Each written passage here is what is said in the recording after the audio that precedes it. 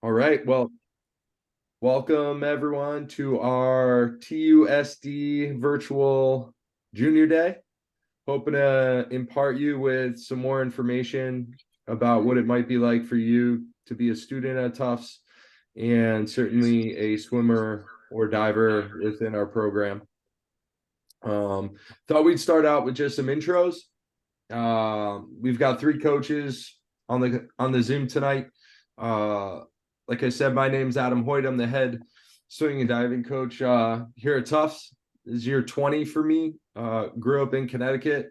Uh, now live 3 blocks from the pool here in Medford. Um, yeah, what else? I've got two kids, seven-year-old son Jude and 8-year-old daughter Ray. They had their winter elementary school concert today, so that was exciting. Got to see some singing and some dancing. I got into coaching mostly for my love of the sport and my love of education. My mom was a teacher. Got my degree in biology and math and a graduate degree in public policy, but really what kept me at the pool were the coaches I had that inspired me, the teammates I had that inspired me, and the idea of giving back to other people, helping people improve themselves, not just athletically, but personally. I think the college age group is, a really special group of people to work with. It's definitely a transformational time in our athletes' journey through life, and we're privileged to be part of it, and we have a lot of fun being part of it. So I'm going to hand it off to Coach Nori. It looks like we might have dropped Coach Brad. Um, Actually, I'm back. oh, you're back. There you are, Brad. Great. I'm going to pin you so people can see you. Cool. Well, I'll hand it off to Coach Nori. Coach Nori's our associate head coach in her third year, and I'm gonna let her talk a little bit about herself and her coaching. Hi, great to see some familiar faces and to put some faces with some names. So welcome everyone. As Coach said, I am Nori Hammond. This is my third year, my junior year here at Tufts. Coached all over the country, California, New Jersey, Florida, South Carolina, Connecticut, and now here in Massachusetts. I got into coaching for the love of the sport, and I'm super competitive, so I like to set goals and achieve those goals. And really, the sport psychology is something that I'm really interested in. So I love talking and nerding out about all things swimming and how that relates to our psychology of self-improvement and all of that sort of stuff. So I also live about 15 minutes from the pool. I'm in Arlington, and if you follow our social media and you've seen the dog around, that's Arlo, that's my dog. So yeah, it's me and him. Thanks, Coach. Coach Brad, you want to give a quick little intro? Sure. Yeah. So I'm Brad, the diving coach. I've been with Tufts, I think, 34 years or 35 years. We lose count as we get older. But anywho, um, yeah, I love coaching. I've loved coaching at Tufts. I've coached other schools as well, um, and just can't get enough of it. So hopefully, keep getting to do this into the future. This is not my full-time job. I actually am a scientist. During the day, I work for a gene editing company, and we have a CRISPR-Cas9 type molecule, and we're trying to edit genes for the betterment of humanity, or as best we can. Um, yeah, and I have a daughter who just got married, and my wife and I are thrilled about it. So, yeah, and I'm technically challenged like your parents. It took me a little while to get on here, but I finally figured out how to get on. So, looking forward to talking with all of you. Awesome. Thanks, coaches. I've got to say, I feel blessed to be surrounded by who I think are some of the best coaches in the country. We're missing a bunch on this Zoom. We've got two additional assistant diving coaches, actually three 3 to 4 additional diving coaches who work with our 9 divers. And then we have another 5 swing coaches who work with our swimmers. We've got 3 strength coaches who work with both swimmers and divers in the weight room, in addition to a sports psychologist, a nutrition firm, and our physios down in the athletic training room. So we are highly resourced at our school, and I have a blast coaching with some really bright and enthusiastic people who care a whole lot about our athletes and how they're moving through their college years and developing.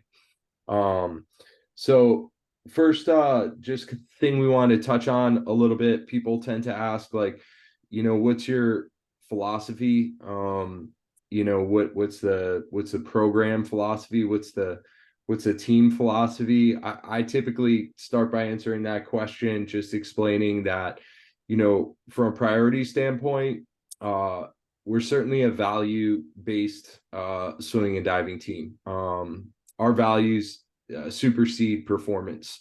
Not to say we're not interested in performing well, because we very much are, and we've seen some phenomenal performances out of our athletes. But we believe it, all starts with our values. We value things like honesty, integrity, passion, enthusiasm, empathy. I just noted down a few here before this call. We certainly value humanity in the people that we work with and their holistic kind of development as they move through college. I'm a big believer that to get better at really anything, a big influence is going to be kind of your attitude, the effort you put into it, and the environment in which you're trying to do these things. And I think those factors, those variables, oftentimes are placed upon athletes as a responsibility. However, I believe like the values within a team and within a program can greatly influence someone's attitude, someone's enthusiasm, their work ethic. So we aim to really kind of embrace values, talk a lot about them, listen to our team members talk about what they value in each other, in teammates and coaches, in our sport, and really support those things as we move towards, being the best possible swimmers and divers, we can, and in turn, the best program that we can be. We certainly, expect a lot from our athletes when it comes to their habits, their attitude, their behaviors, how they treat each other, the relationships they're interested in building. When it comes to performance, we really don't place expectations on our athletes. I always say, I have hopes and dreams for each and every one of our athletes on our team. But they're far different than expectations. Expectations have a ceiling, they have a limit. There's kind of a bar that is expected to be met. Whereas I think when you have hopes and dreams, it's kind of like the sky's the limit. And I know that sounds kind of hokey, but that's just the way we talk. We try not to place limits on our team or on our athletes or on each other. We just try to embrace the moments we have together and be the best we can possibly be. So that's just a little bit about our philosophy. We'll talk a little bit more specific about like training philosophy as to how we get better at diving, technically, and how we get better at swimming technically. But that's more the touchy-feely side that I think gets people excited to come to practice within our program each and every day. As far as strength training, it's the one training that we do all together as a group, meaning swimmers and divers together. We compete together, but in different events. But our strength training occurs together. We strength train year round at Tufts. We do it separate gender. So this semester, our men were rolling our 60 to 75 minutes, Monday, Wednesday, Friday. and our women were Tuesday, Thursday, Friday for about the same time period. Within those sessions, like I say, we've got our head strength coach, Paul Stone, working with our team. He's going to be coming down to Puerto Rico on our training trip with us. And then two of his assistants who also work with the team. I think we might be in phase four right now for this particular season that we just started. It's a winter break phase, and then we'll go into our training camp phase. But essentially, our athletes are getting strength training, coaching all year long. I mean, they get multiple phase program over the summer. They get access to our strength coaches for one-on-one meetings if they want them. I think the weight room can be, a really special place to improve athletically. The facility that we have is pretty amazing. There's some great YouTube videos of that facility. If you just Google Tufts University strength and conditioning, you'll see some. But the resources are unbelievable. So we certainly use them to maximize, our aquatic strength, I guess you would say. Let me see if I missed anything there. Typically in the weight room, depending on the time of year, we're going to split out into groups. Usually we'll have 4 different groups in there, diving being one group, sprint, middle, and distance being the other 3. One thing I really like that we do is the second week of school, first week we're in the weight room. It's just our first years with our strength coaches, so they get a better understanding of what our facility has in it, what the exercises are we're going to do, why are we going to do them, and they start to build that personal relationship with our coaching staff. Then the second week we add the rest of the men and the rest of the women into the program. But we're really fortunate, and I think that's just a piece of the success comes definitely from the development of our athletes through the weight room. And it's fun because we're all together, all the women are together, all the men are together. And it is nice to have that single gender training session, 3 times a week, pretty consistently all year long. Outside of the pool, we've got some other resources. Coach Nori's going to share a little bit about what those look like. It's all you, Coach. Thanks, Coach. Yeah, so the university offers a ton of resources for all the students that attend, from mental health to academic support. That's open to anyone on campus. And then within the athletic department, there's also resources just for student athletes. During exam times, they have separate study sessions or study halls. We also have like relaxation and de-stress activities like yoga. And then specific also to all student athletes, as Coach mentioned, is our sports med trainers. We've got hot tubs, cold tubs, sauna. They'll do cupping, massage, whatever you may need to stay loose and ready to go.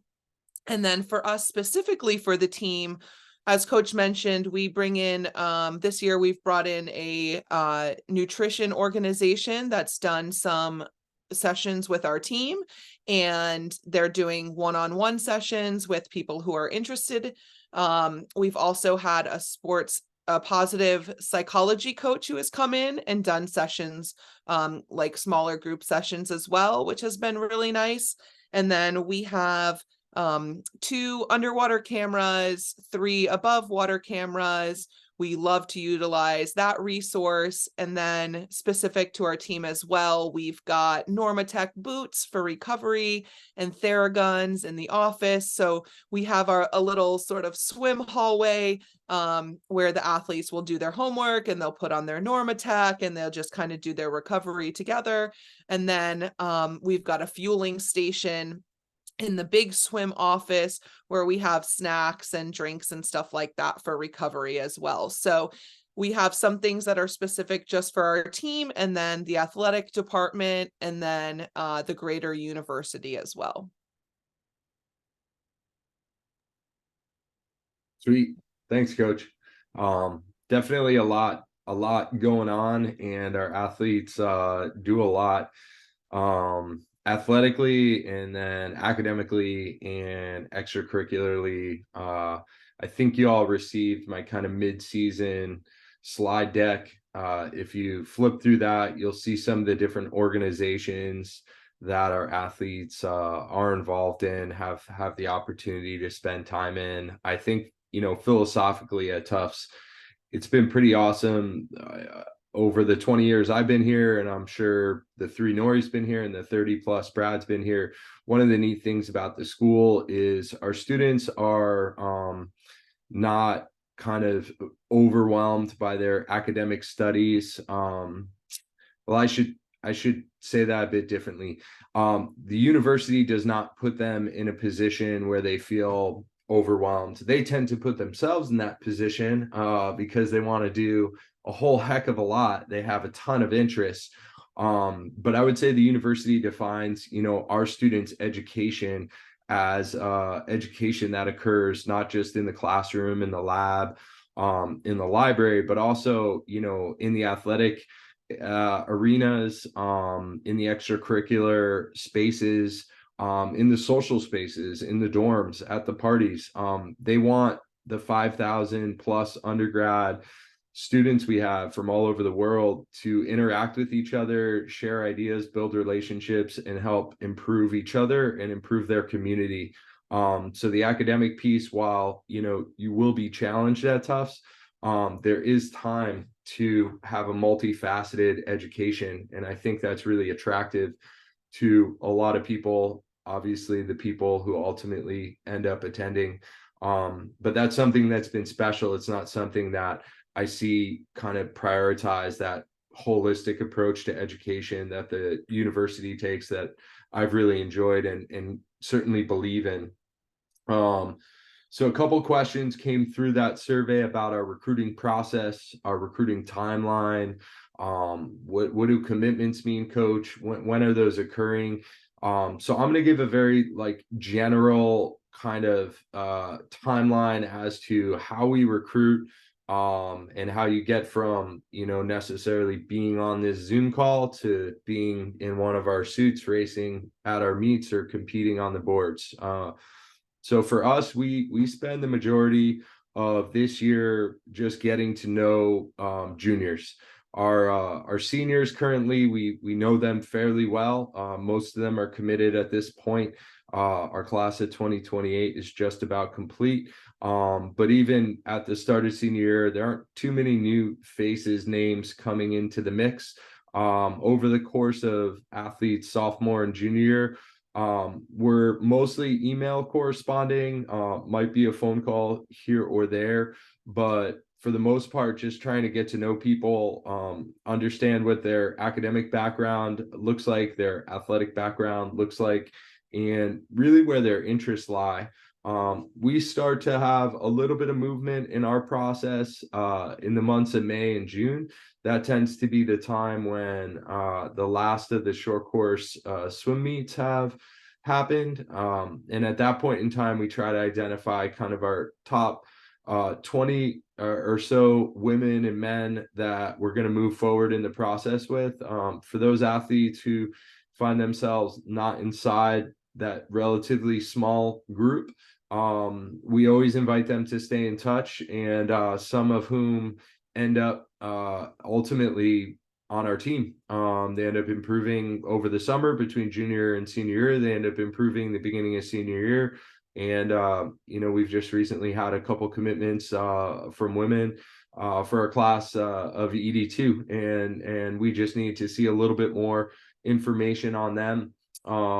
We liked them very much, but we do have limited roster space. We're typically looking to bring in 6 to 8 men, 6 to 8 women, 1 diver per gender per class. That flexes a little bit from year to year, depending on our needs. We pay attention to kind of strokes and events that maybe we're a little bit thinner in, but ultimately when it comes to recruiting, we're very much interested in recruiting people. Times are pretty easy to measure. Diving gets a little bit trickier, but We can see scores, we can see dive lists. The people piece is definitely a lot harder to measure. So typically, we're going to talk to coaches, but ultimately have a lot of email correspondence with our recruits and just try to get to know them a bit better. As far as like commitments and things like that, I'll just speak on this past year. We had one of our women commit pretty early in the month of June. She was trying to make a college decision at the start of her summer. She was considering a number of Division I schools, and I think we were the only D3 school, and the timeline was kind of pushed up a bit. So we worked on that with her and helped her to make that decision a little bit earlier. The majority of our recruits are committing to our program in the months of August, September, and October traditionally. We don't have any kind of set requirement as to when people commit. We just try to be very transparent in our process and very honest with people about where they stand and what the next steps in the process look like for them. And if you're wondering, well, what does that look like, Coach? A commitment, an offer? What exactly are you offering? Basically in our role, we can offer you a roster spot on our team and guarantee that. And then we can offer support of your application. And typically what that looks like is taking athletes whose academic profile matches the university profile for the majority of admitted students, and we're able to help them secure admission to the university. I will say our admissions office has the kind of final say with signing off to acceptances. However, it is a fairly transparent process for us in the early decision kind of time period. Early decision 1, early decision 2, regular decision gets a little bit less transparent for us, but that's something we usually talk specifically with athletes as they move to that kind of final stage of their process, because it's quite unique to just every single person. You're all going to have your own journey through this recruiting process. You're all going to have your own ideas about what you want it to look like, and we just try to do our best to adapt to our recruits' needs, be really honest through the process, and give you as much information as possible so that you can make a well-informed decision, and a decision that you can be proud of and really excited about as you look ahead to post high school competition and studying in that journey. So that, I think, coaches, did I miss anything on the recruiting process that might be worth mentioning? I think the only thing I would add is that that whole process includes a pre-read that will help coaches and help you understand how you fit into the profile of Tufts student athletes. Correct. Yeah. Thanks, Coach Brad. Yeah, we're fortunate. We have a limited number of preliminary reads we can do, and we partner with both our recruits and the admissions office to help preliminarily identify who's admissible to the school.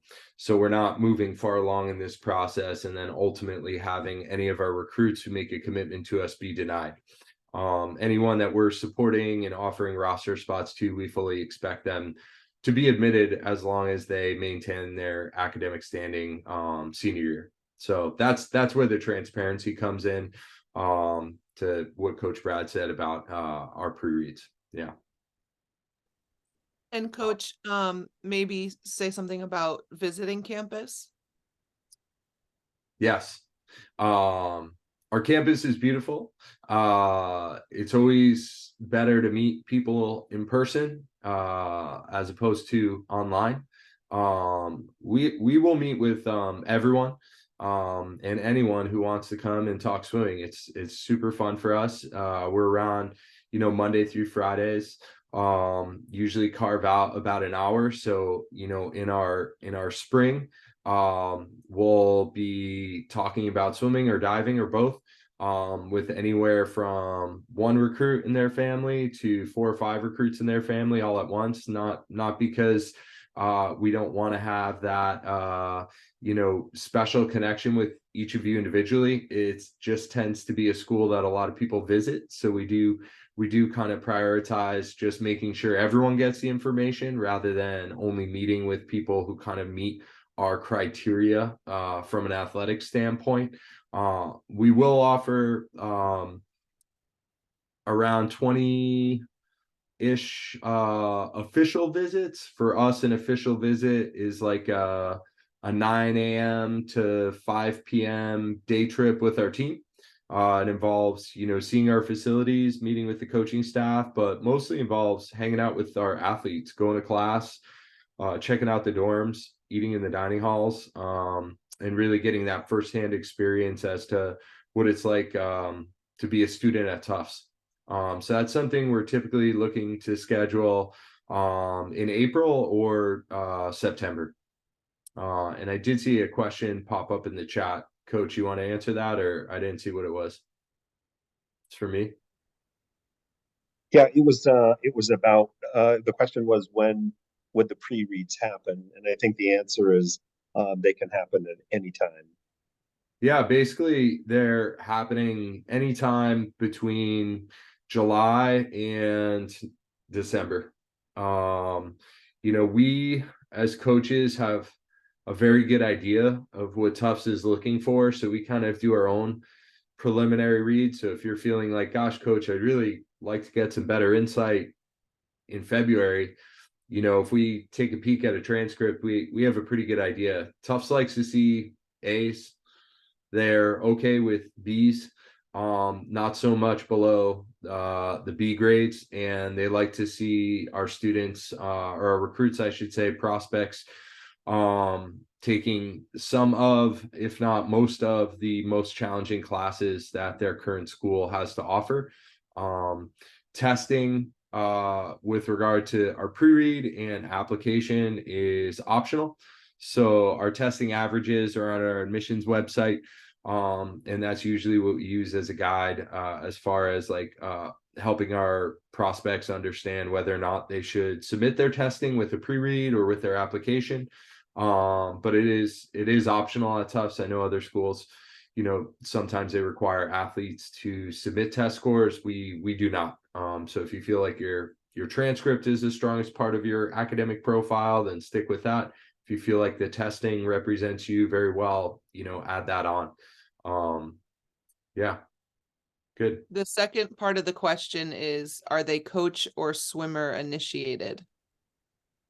For the pre-reads. Mm-hmm. Yeah, I mean, I have recruits ask us all the time if they can have a pre-read, and we either say yes or no based on kind of where we're at in our process with them. So typically they're going to be coach initiated, but I would recommend for all of you, whether it's Tufts or another school, be polite, but also be a little brave, and feel free to ask those direct questions. We get them. I have no problem answering them. It doesn't put any of our recruits at a disadvantage as we're evaluating them. I think it's good to have some clarity in this process for you all, and we aim to provide it. And from my understanding, it tends to be much appreciated by the prospects we work with, even if it's not the answer that they'd like to hear from us. Cool. All right, so I'm gonna open up a breakout room for Coach Brad to jump into, and any of our dive recruits who'd like to join. So anyone who's just swim focused, don't join the breakout room. Just hang with us, and anyone who's more dive focused and wants a little bit of time with Coach Brad, please jump in. So let me see if I did this right. Cool. So there should be only one breakout room. You should have all received the invitations.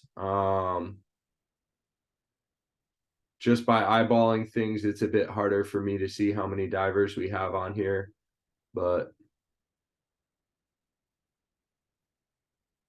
we're going to keep rolling and assume that they're in there.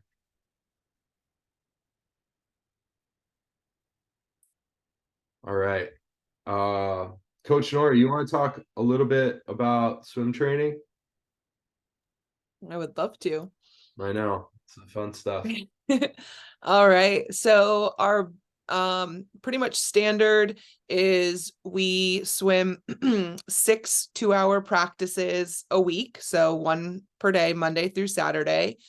And we, because of the size of our team, we break up, we would call those our main practices. So we break up our main practices into 3 different sessions per day. So there's 1 in the morning and 2 in the afternoon.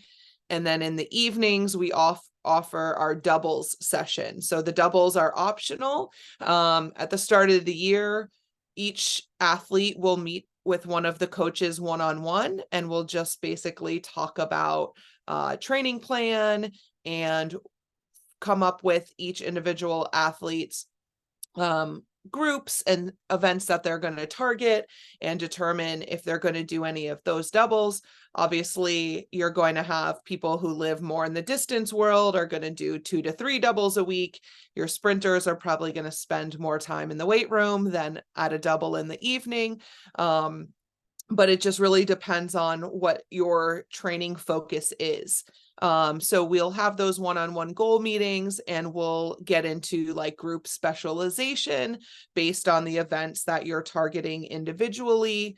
And then all coaches work together and collaborate on what we do in the water. So there's not just one coach who coaches just distance or just breaststroke. We all work together on the coaching staff to come up with the training plan, to write the workouts, to do all of that sort of stuff so that all coaches are comfortable and familiar with all athletes and vice versa. So that the 3 main coaches, myself, Coach Hoyt, and Coach Megan, full-time coaches, you'll see each of us every day throughout the week. And then we've got our part-time coaches who are helping out with those doubles at night. So we like to really focus on the one team mentality, swimmers, divers, all the different groups together, so that we're all sort of working together hand in hand. We've got most of our meets are on the weekend. We don't tend to miss a lot of classes, which is really nice. We tend to stick in the local area and have our swim meets on that, Friday, Saturday, Sunday. We do a mix of dual meets and invitationals. We have 10 days of competition outside of the conference championship and NCAAs. So some of those meets might be a prelim final 2-3 day meet. Some might just be singles, time final or dual meet format. So it's a good mix of both. You kind of get the fun energy with the rivalries, but you also get to see a good amount of swimmers from within our conference and division and outside as well. We've got meets on the weekend, so we don't miss a ton of class. We do a training trip for 2 weeks, about 2 weeks. I think we're 12 days this year, 10 days this year. We're going down to Puerto Rico, so that's coming up very soon. We're very excited about that. We'll do our training down there. And then as far as like the conference meets go and meets in general, everybody travels to all of our meets except when we get to the end of the season. Our conference championships allows 24 athletes, swimmers and divers. And then obviously NCAAs is a qualifying meet. So we can take everyone who qualifies up to 18 per gender. Same with the conference meet, that's 24 per gender. Those meets are separated. And then, as Coach said, we've got our 3 lifting practices per week as well. And that's pretty much the standard for the basic in-water training and regular season, I should say regular season training. As Coach mentioned, we've got about 8 coaches on staff. 3 of us that are full-time and 4 to 5 part-time and volunteer. we're going to be taking our 3 full-time coaches and 2 volunteer coaches down on the training trip with us, as well as our strength and conditioning coach and 2 diving coaches. So we like to have as many resources as we can accessible at all times. And just again, we collaborate a lot with our athletes. I was chatting with Coach Hoyt before we got on, and just mentioned, I ran into a couple of the girls on the team, and we ended up having this, hour and a half conversation of just going down sort of that rabbit hole of nerding out, talking swimming. So it's really, we like athletes who, are comfortable with talking about their training and excited about learning new things. And yeah, I think that's it for the regular season. I know I keep peeking because I know I'm going to be talking about that outside of here. Can I get into that now, or do we want to wait? Yeah, sure. Yeah. Okay. I would just say before you talk about outside the season, coach, like something you said struck me, and that's the curiosity piece. Like Tufts will tell you, if you come and do an information session or watch a virtual one, they'll say they're looking for students that are academically curious, is what they like to say. We're kind of looking for the same, except on the athletic side. We don't do so well with athletes who want to be told what to do.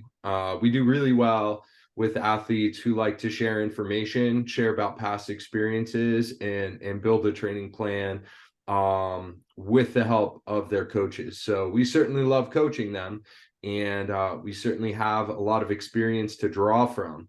But each of you is very much unique in that you're coming from your own place, your own history, your own story. And for us to be the best coach for you, we need to know a little bit about that. And as Coach Nori will talk about with our year-round training, there are big, chunks of that where our athletes have to take the initiative, and they have to be intrinsically motivated. So part of our kind of coaching and training plan is to help educate our athletes about how swimmers need to train to get faster, so that then they can in turn somewhat be their own best coach in a lot of ways. And we really enjoy that educational piece. So that's all I wanted to add. Feel free. This is probably a good time to talk about what our year-round training kind of situation looks like. Yeah. And just to reiterate what Coach just said, like, and as I said earlier, some of my favorite parts of my day are when an athlete comes in and we just start, oh, did you hear this podcast, or did you see that swim? Or, we really like athletes who are curious and want to figure out how to be the best in a lot of different ways. There's not just one way for one person, but it's about being coachable and trying new things and sort of trusting the process. So that's definitely stuff that we look at. As a Division III school, we're given a window where we're allowed to be on deck with our athletes. Outside of that window, we try to provide as many resources as we can. So in the preseason, when the athletes get to campus, they'll be in the weight room with the coaches, and then we'll provide workouts on deck. The athletes will run those sort of like captain's practices, but really it's everybody working together, not just necessarily our captains or senior leaders, but it's, everyone working together to get those done.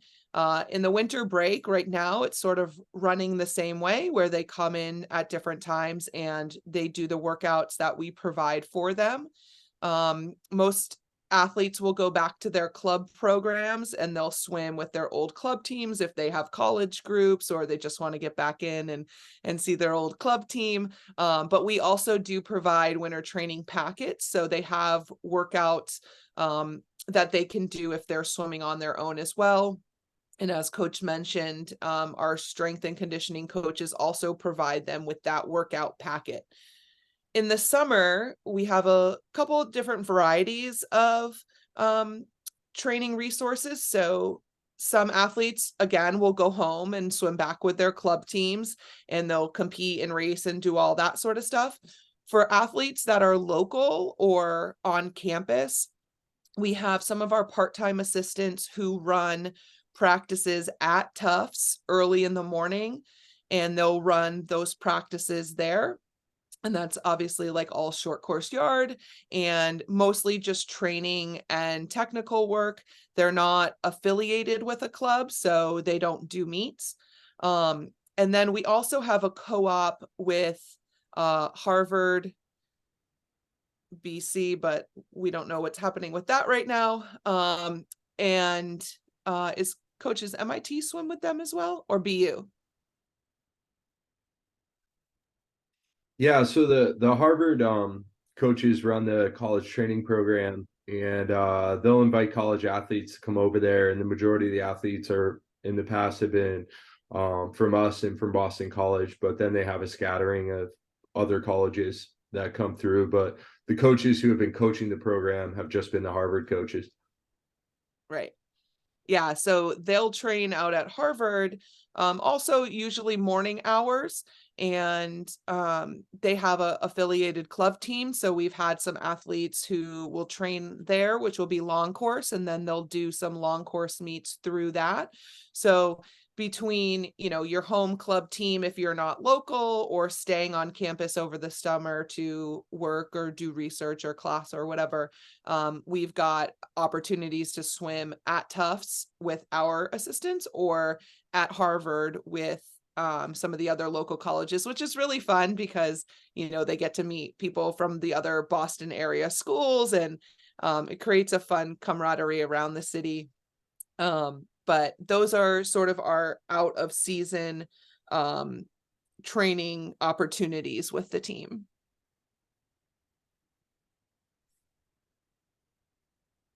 Cool. Thanks, Coach. Yeah, we tend to talk to our athletes about just training year round. We typically kind of, you know, a lot of our athletes will talk about in season, out of season. We just kind of talk about like training. Just because if you want to get better at the collegiate level, it demands that you train pretty much all the time. It just looks a little bit different as you move through college, and it looks a little bit different for each athlete. It's a lot different than your typical 11-month kind of club schedule, because priorities just tend to shift, and bodies change and get bigger, stronger, and need different things to get better. If you look at the pro athletes and how they train, it's a whole lot different than, you know, the age of 13 to 17-year-olds and how they train. So it's fun to work with each athlete and come up with a training plan that just that they're enthused about. So no, that was great, Coach. So we got some questions here in the last few minutes. We're gonna kind of go through those, and then feel free to fire away if there are things that, you know, we might be missing. Oh yeah, the last thing about the summer training, a big reason we have such a big group here over the summer is at Tufts, you're living on campus, meaning in the dorms, your first and second year of school. Your junior and senior years, you have the option to live off campus, which most of our athletes do. They rent apartments that are local right here. They abut campus, or they're actually on campus, but they live in apartments, and those apartments have year-long leases. So they're super excited to live in an apartment, be independent, spend the summer in Boston, get a job in the area, get an internship in the area. And that's why we have such a big group training over the summer, and we're lucky to see them. Super fun. So one of the first questions that I kind of touched on in the beginning, but maybe you could kind of round it out, Coach, is are there a lot of activities outside of sports for team members to be active within?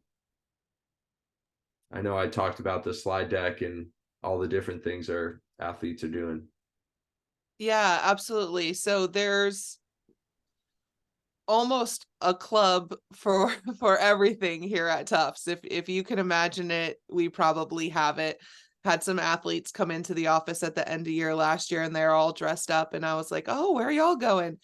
And they were going to their cheese club banquet. So there's literally something here for everyone. A lot of our athletes, if you've looked at the slide deck or follow our Instagram, we did a series this fall called Meet the Reps, and we've got athletes that are involved with our student athlete committee, Green Dot Association, athletes of color, ROTC,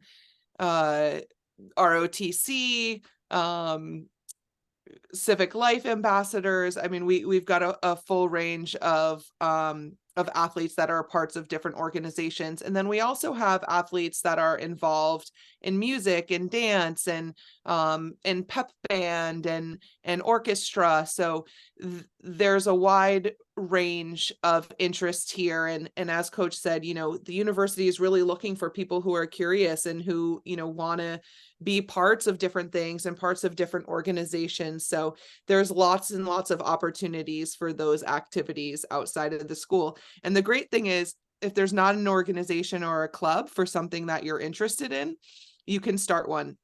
And the process to doing that is pretty easy. So there's definitely areas for you to explore and grow outside of the pool and the classroom. Cool. Thanks, Coach. And I would just add that, you know, as we talk here, we do have athletes who just come and get really immersed in a specific degree, and they swim and they hang out with their friends, and they do great as well. So if you're hearing us talk about all this different stuff, saying kind of like, I just want to swim and I want to figure out what I want to study, I don't really know if I want to do much else.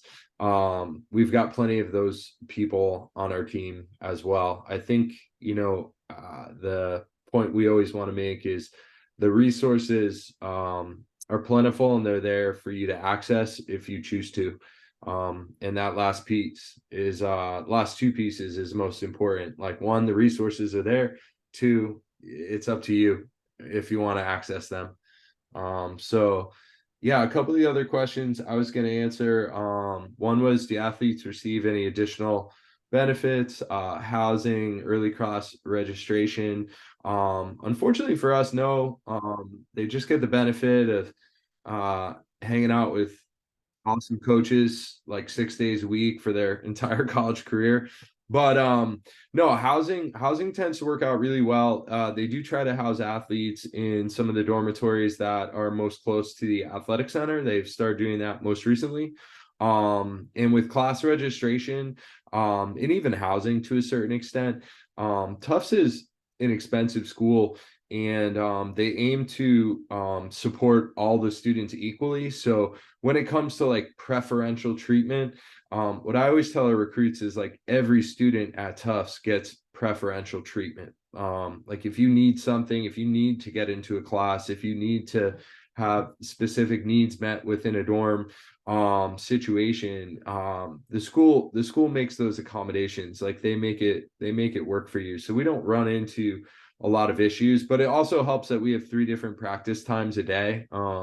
A big part of that is like our students' academic schedule. Even if we had a much smaller team, we probably still wouldn't be able to get them to all come to the pool at the same time, because we have engineers, we have arts and sciences students, we have SMFA students, so labs, things like that. So there's a lot going on. At the school that we need to manage and that the school needs to manage, but they do a really nice job with that. You know, for us, I did have a question come up that I thought was worth getting to. We do have some recruiting standards for swimming. Basically, we ask everyone to meet at least one recruiting standard in order for them to be able to be considered for our class. So meeting those standards doesn't mean you have a roster spot on our team. It just means that we would consider you for a roster spot. People who are outside of that range, we email correspond with. We typically don't have phone calls with those recruits. We're happy to meet any recruits who don't have the standards when they do visit campus, like I say. But we try to be transparent in that.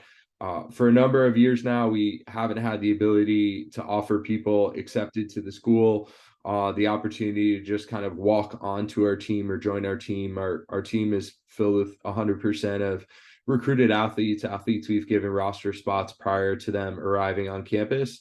But the only other thing I will say is we do have a club swim team sponsored by the school that has about 30 members, and they compete in 5 to 6 meets a year against other colleges and universities who do not have varsity programs, or who also have club programs, I should say.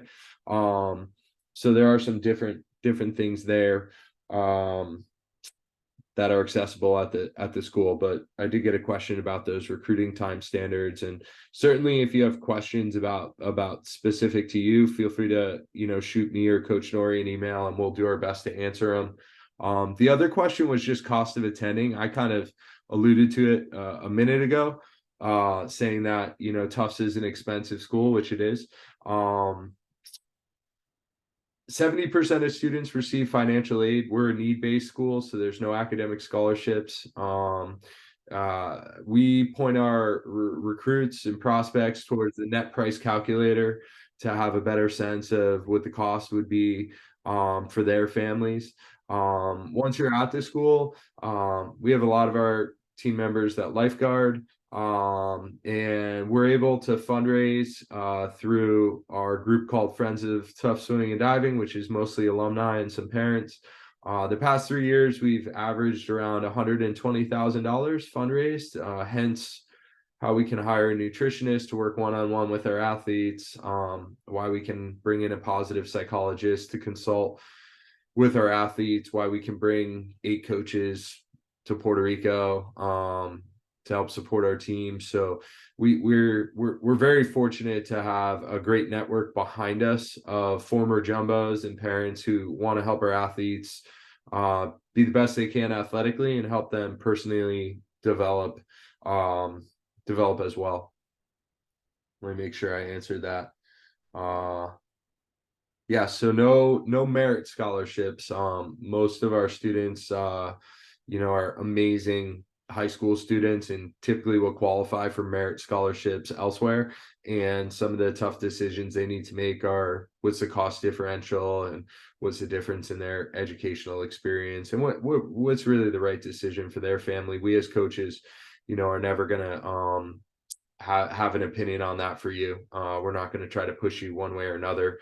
We're just going to make sure you have the information about our school to make a decision that is best for you. And I just saw a note regarding kind of our swimming standards. They are on Swim Cloud, but if you want to make sure you have the most up-to-date standards, you can certainly shoot me an email, and I'll send them to you quick. Yeah, last question that came through was, what goals do you have for the team in the years to come? That's a fun one, huh? Yeah, me and Coach Nori are dreamers, but we've seen some dreams become a reality here at Tufts, winning our first conference titles in the NESCAC for both the men and the women within the last 5 years. So it's been pretty exciting. We've seen our first national champions, national relay champions. So we've done some first time things, and we're looking to do more of those. So I'd say, like, goals for us are to do those things that haven't been done. You know, we've gotten pretty close to the podium at NCAAs, meaning top 4 teams get on the podium. I'm a little kid at heart. Trophies are cool. Let's get some trophies. Everyone on the team gets a trophy if you're top 4 at NCs. So that's certainly a goal we talk about. And there are teams within our department winning national titles. You know, and when I started at Tufts, I was looking around saying, gosh, there are other teams winning NESCAC titles. Why aren't we? Like, why not us? And I continue to kind of feel that way. If it's happening at our school, we're a different athletic program, but we don't tier our sports at Tufts, meaning there are certain sports, you know, at some schools that receive more resources than others. That's not the case at Tufts. We all receive the same exact resources. So, you know, we tend to look up towards the top of the mountain, and we're trying to figure out how to climb it, and looking for people that want to do something pretty special, help us do something for the first time. So I know that probably like covered your answer as well, Coach, but I don't know if you have anything to add. Yeah, no, we're definitely dreamers here, and sky's the limit. We want the big trophy. We want to continue to, make our presence known around the country, around the world. Tufts Swimming and Diving. Uh, you know, that stuff is fun. Again, as coach said, we're a values driven program first and foremost. And if we do the little things well, then success comes. So part of that is, and part of my favorite part of the job is the cohesiveness of the team. We're looking for great people who are good teammates, and I really want to continue to pride ourselves on being that one team, being the loudest on the pool deck. Everyone's cheering, everyone's up, everyone's together. I love when athletes come back and say, that it was such a special time of my life, and this team was such a family to me. So continuing that development in our team culture is also a really important goal for us as well. Yeah, I can think of, the recent invite we were at, talking to one of the guys who I know who competes against us, and he's like, I love competing against you guys. You guys always bring it. You bring the energy, you make the meets fun. And that's such a nice compliment to receive as a coach. And I always share those with our team. Um, just to rip through a few more questions that came through the chat. Popular majors on our team, I'd say like majority of our team, meaning like maybe around the 50% mark, is STEM focused. So we've got, biochem, we have a number of pre-med. Our graduate schools, we have 7 of them, and most of them offer an early assurance program. So like you can apply to our medical school during your sophomore year. You can apply to our dental school, our vet school during your sophomore year. You can apply to our engineering graduate schools during your junior year, and you can receive acceptance preliminarily based on your transcript. So a lot of people are in that science, STEM, econ, international relations is a popular major as well. But I mean, we have art majors, we have music majors. We honestly have probably just about every major represented on the team, just about. I'd say about 25% of our team are engineers. And there is not a major that makes swimming or diving at Tufts harder to do. We haven't found that, like, if you pursue a certain major, you're going to have a really hard time getting faster, getting better, having a positive experience. That's not the case at all.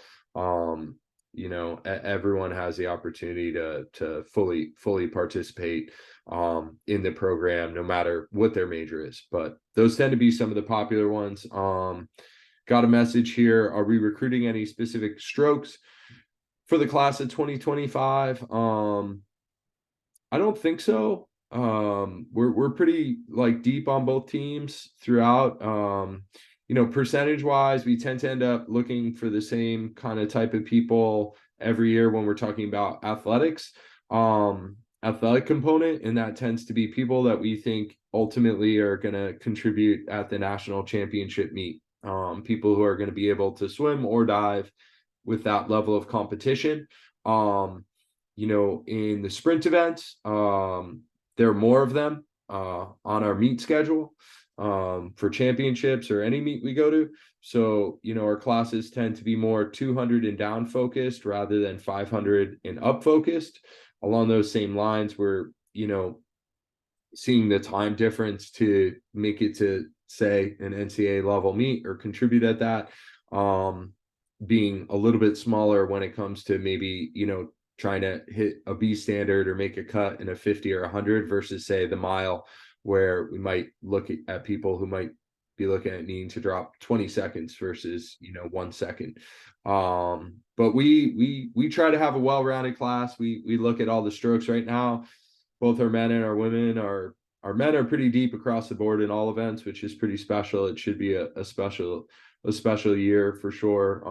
And our women are special as well. We tend to be really deep in the breaststroke, whereas we were actually quite weak in the breaststroke, not deep at all a couple of years ago. So it really does ebb and flow, but we don't recruit specifically for any particular event. And then just as far as like what we do in an average practice, I'd say like our philosophy here is all about execution. Swimming is a really repetitive sport. And I think when you're repeating, poor technique or swimming very averagely, you can expect kind of average results. So we try to put our athletes in a position where practices are challenging, but they can execute really, really well. So we're not super high volume, we're not super low volume. The distance folks definitely need kind of that confidence boost coming out of doing something really hard, because they think of their races as being really hard. Whereas our sprinters tend to need something powerful where they feel a lot of power, because their races, they look to call on a lot of power. So we like equipment, we like party socks. We call them party socks, but drag socks. Or Coach Nori introduced the party socks. We like weight belts we use for resistance training. We use long fins, we use paddles, we use snorkels, we use tempo trainers, we use parachutes, we use cords. If you're a miler, you're probably going to get to play with only a couple of those things. Well, maybe more than a couple, but we do try to do a lot of different things, throughout a season, but have some things in common, that our athletes are seeing every week. And certainly power is something we're developing in our 200 and down athletes, and even the distance folks. I mean, if you watch any of the elite level distance swimmers race short course, it looks like they're sprinting. I mean, there's so much power involved in the way they swim.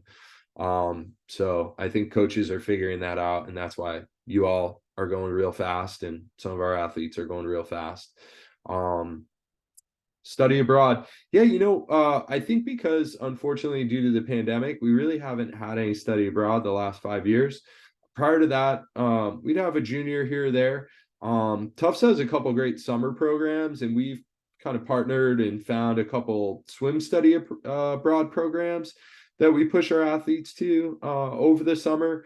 But it's Tufts programming, so like many decisions our athletes need to make, we just sit down and talk with them about the pros and cons and how they want to do it. Obviously, like for someone going abroad, that probably means they're not coming to our conference championships or NCAAs. Makes things a little bit harder with regard to that. But it's not something that we have a set policy on where we don't allow it. I know some coaches feel that way. We don't feel strongly that way. We feel like, it's all just part of the college experience, figuring out what you want to get out of it. What else? I know people are jumping off, but meal plan, your first year on campus, everyone's required to have an unlimited meal plan, which gives you full access to our 3 dining halls, and then you get it's called jumbo cash. You get some money on your card to be able to go to some of the cafes on campus and buy more itemized food, and even some of the restaurants off campus. As you move through your years, you can kind of pare down that meal plan to meet your own needs. But yeah, that was about it. I think we got everything. We got a lot of information to y'all. I hope you have a great night and a happy holiday and a happy new year.